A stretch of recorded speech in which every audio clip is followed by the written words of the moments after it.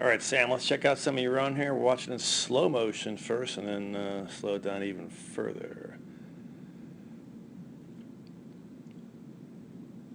So we typically look for in good skiing is three things: pole plant, some angles, and motion. And you can see that your motion is kind of pop up tall and then kind of sit and kind of squat a bit.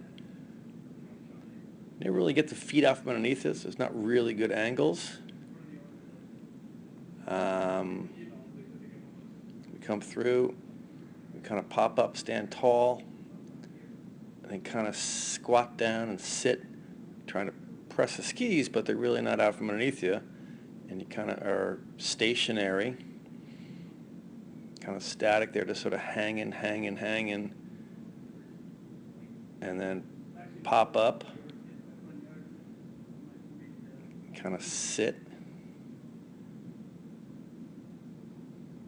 and then just are kind of frozen there in that position,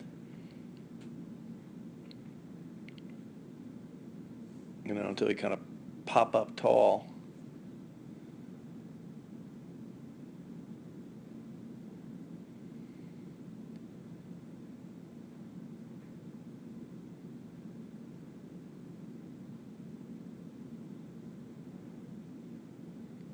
So the key thing is going to be to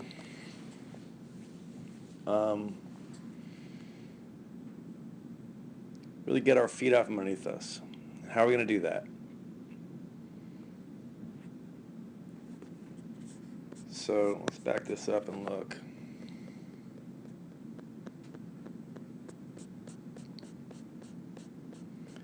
So the key is going to be the inside foot. We have to roll that up on edge. It is actually impossible, physically impossible, to move the hip to the inside and get the feet out from underneath us if the inside ski is flat. You can see there obviously a little divergence, and that ski inside one, hard to see, but it's fairly flat. And it locks you up. You can't move the hip in really much to the inside.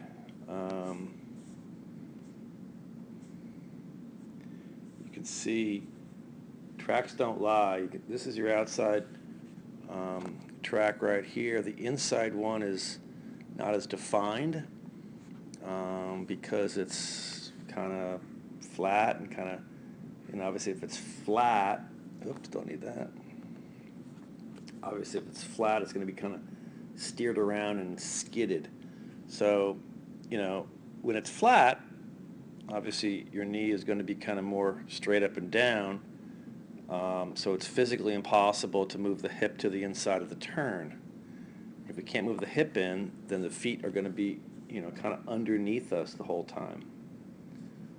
We need that inside foot, rolled up. We have to have the knees like this, and then we can move the hip to the inside. So that's step one. We got to roll the inside foot up. Little toe down there. Number two, we have to come through and finish the turn and then move forward. We want to transfer the weight to the new outside ski, which is kind of still your uphill ski. Then move along that ski, getting the hips up over the boots at the top of the turn.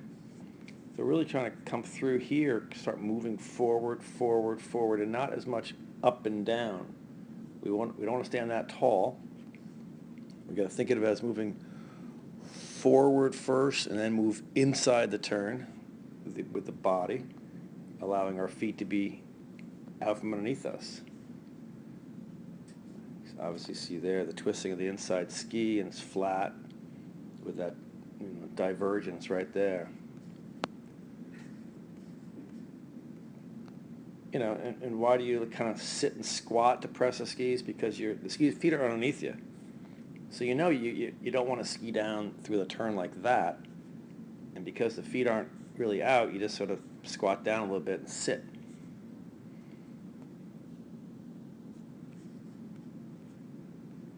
But the key is going to be that inside ski.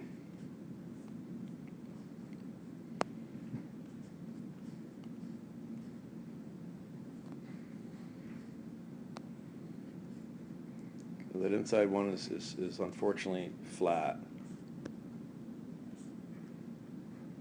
See it there, it's just not anywhere near the angle of your outside one. It's right flat right there on the ground.